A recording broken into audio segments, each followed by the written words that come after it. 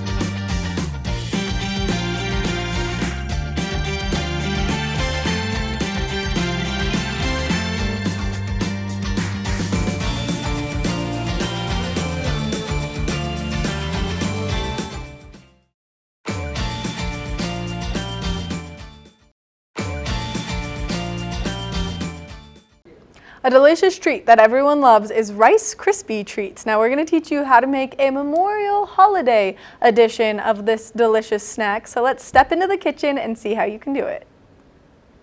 We are coming up on a holiday weekend and the start of summer barbecues and festivities. So I'm so excited. I'm going to show you a classic dessert treat, and we're going to put a little bit of a festive holiday twist to it. So we are making Rice Krispie treats from scratch. Believe it or not, this is probably going to be the easiest recipe you'll try and execute all summer long and beyond. So let's go ahead and get started. What we're going to do, we have Rice Krispie treats. We have butter. So you want salted butter because, you know, salt and sweet, you want to make sure that it's a nice balance there.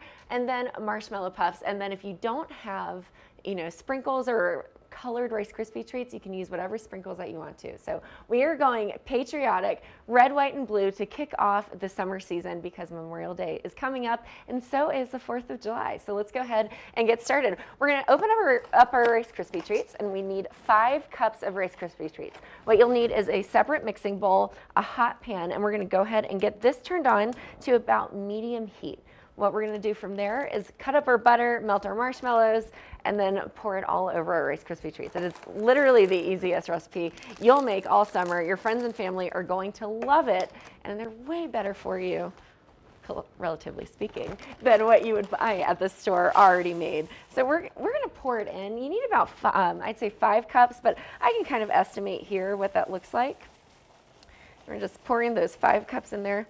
Looks good to me. And then again, you know, measurements don't have to be exact on this recipe. You can add as much or as little as you want to. So our pot is heating up. We've got our dry Rice Krispie treats, and then you need about 4 tablespoons of butter. So we're going to go ahead and cut it. And what's great about sticks of butter, you can actually see all of the tablespoon marks right along there. So we're going to cut it right on the line where it says 4 tablespoons.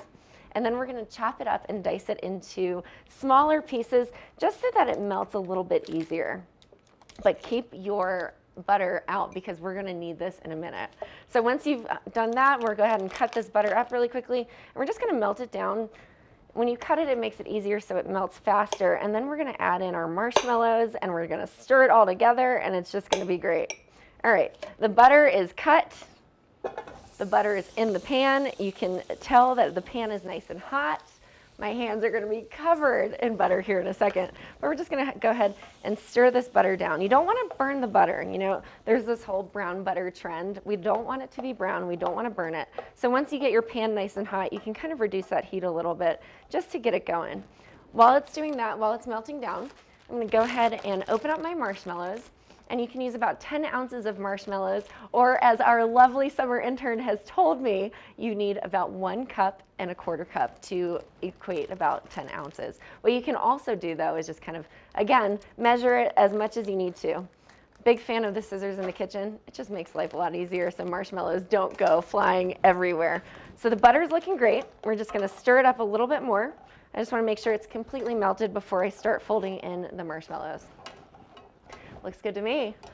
I love the smell of butter, of melted butter. It reminds me of pancakes growing up when I was a kid. Every Saturday, my dad would make pancakes for us, hot on the griddle. And you know, you could smell that butter on the griddle and you knew pancakes were being served up. So I just love summer memories and growing up and just certain sights and sounds and smells that remind me of wonderful times in my life.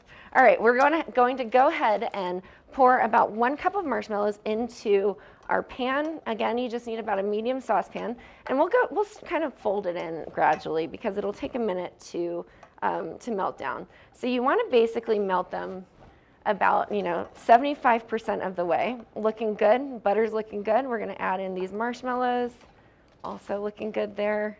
Just going to toss them all in. So that was about a cup of marshmallows in here right now. And then we're going to add a little bit more, because why not? I like mini marshmallows. One of the fun things that I like to do when I'm making this recipe is actually throw some in at the very last second, because it's fun to have like little marshmallow like bits in your Rice Krispie treat so it's not fully melted. All right, looking good. I can tell that it's starting to melt. Nothing better than marshmallows. You know, marshmallows are really just all they are sugar, which is pretty great. And just kind of stir it down. You can tell that it's starting to become a little bit more liquidy. You can also use your spoon or your spatula or your stirring stick, whatever you're using, to make this to kind of smash down those marshmallows. There we go. It looks good. So pretty soon here, we're going to actually remove it from the heat in a second and then just dump it over our Rice Krispie treats. And that is the easiest part there. All right. Looking good. I'm going to turn this heat off. All right, we're going to go ahead and just let it cool a little bit, but not too much, because you still want it to kind of liquidate so that it can be poured over these Rice Krispie treats. All right, looking good to me. I'm pouring it all in there. Great. Nothing beats butter and sugar combination. I don't know about you, but that's one of my favorites. So we're just going to go ahead and stir this up, and whoops if you accidentally spill Rice Krispie treats all over the counter. But looking good. All right, so we're going to keep on stirring it in here, just like that. And you know what I'm going to do? I'm going to add a few more extra marshmallows, because why not? It'll just kind of melt. It'll be in there. It'll be hot. It'll be great. You know what I love about Rice Krispie treats as well? You can actually like put in whatever you want to. Sprinkles, you can do chocolate, whatever it is. All right, looking good. All right. So as you can see, you can add more of the marshmallowy mix if you wanted to. Depends on how sticky you want it to be. Now this is the fun part. My hands are about to get really dirty here. So we're going to take the butter. You're going to butter your hands really, really well. This is the fun part. He's never said he didn't have to rub it all in butter. So I'm just buttering my hands because this is going to get so sticky here in a second. And I've got 2 fun cutouts. We're going to actually put some butter on the inside of our cutouts as well, because look at that. Look at how slimy my fingers are this morning, you know. You're not cooking if you're not getting messy. That's what I always say. All right. So we've got 2 different ones. So we've got a ribbon for the holidays to honor, those who have served, those who have fallen. We really appreciate all that they've done.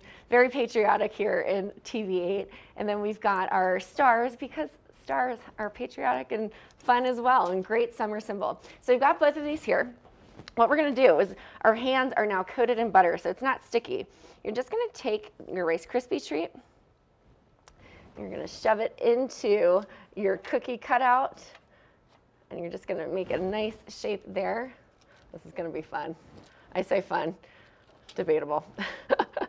Sticking it all in there. Or if you don't have time to do the cookie cutout, you can always just put it flat on your parchment paper, and then we can add some sprinkles to it. So we're working on it. Or if you wanted to, you can also just do it completely flat and then just use the cookie cutter as normal.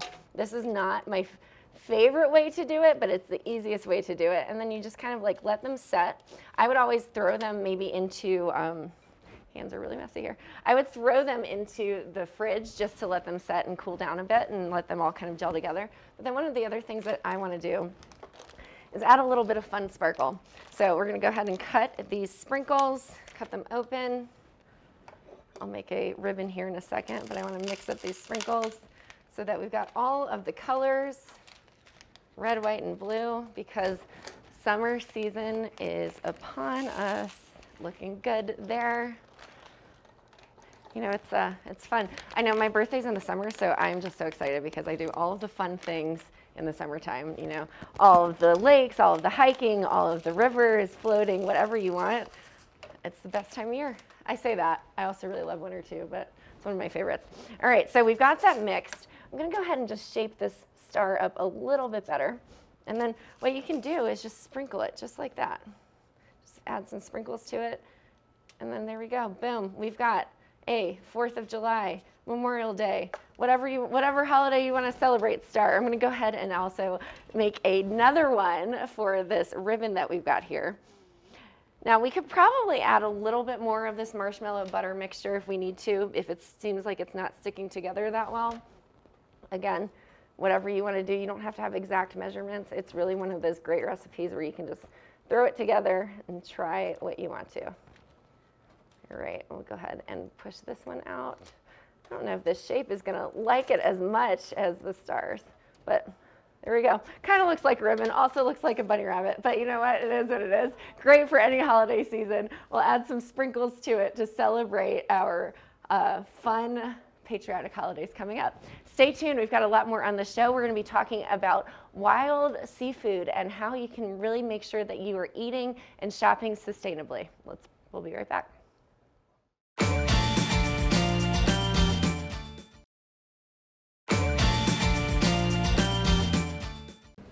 As you're out grilling and having fun later this afternoon into this evening, it's really important that you don't allow anyone to get a tummy ache, and a great way to do that is to make sure that you don't leave the food out. So we're going to give you some food safety tips right now.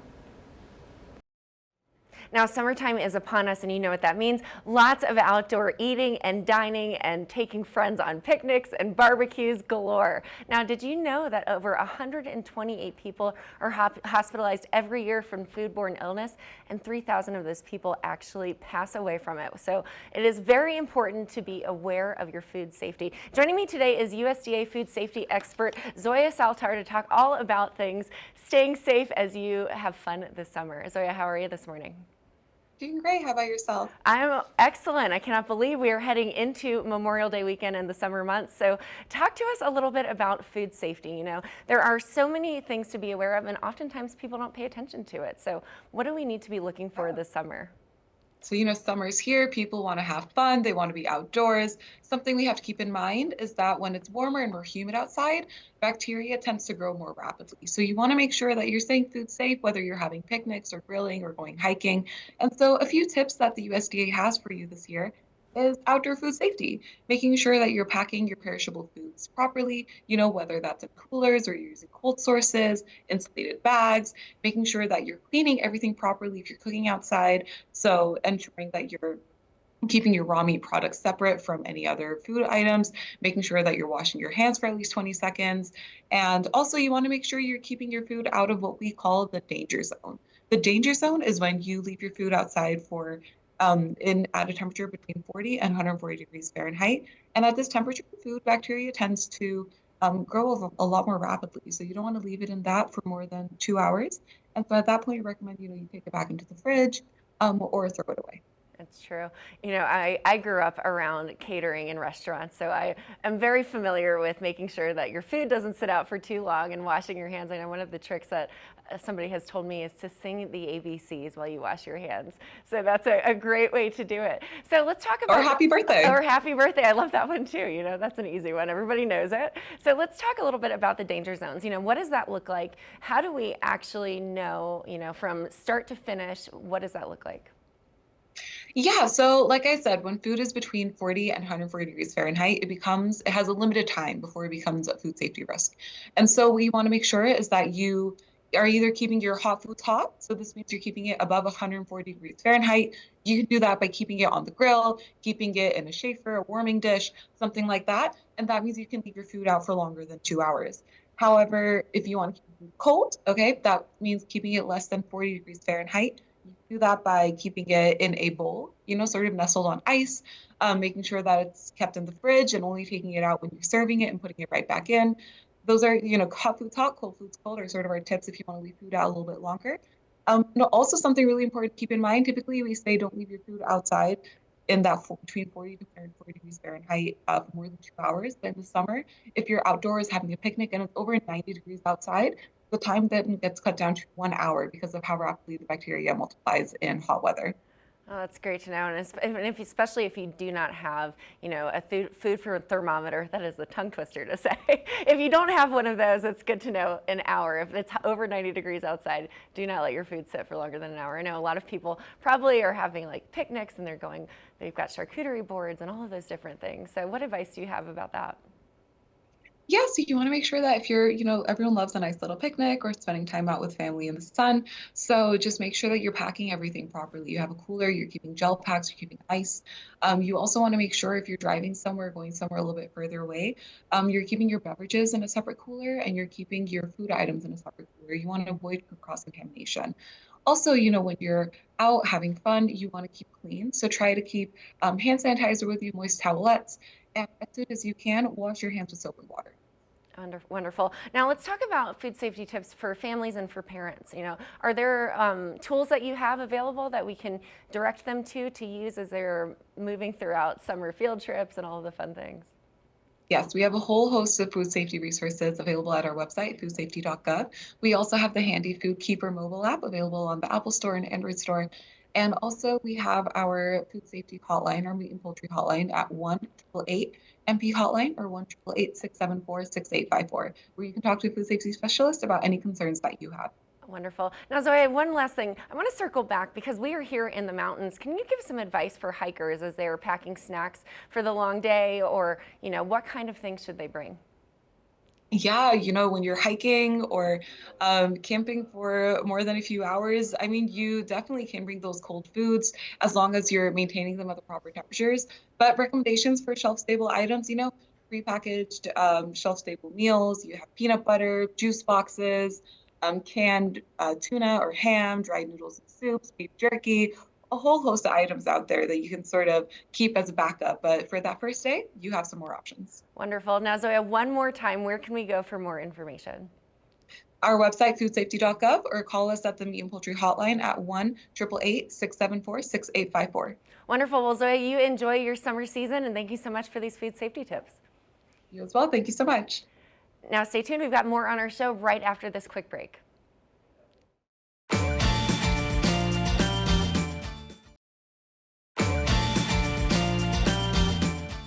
Are you looking for a great travel destination? Well, then West Hollywood might be the place that you want to go. And Ross had a chance to catch up and see why that's something that maybe you want to do. So let's see if you want to go to West Hollywood.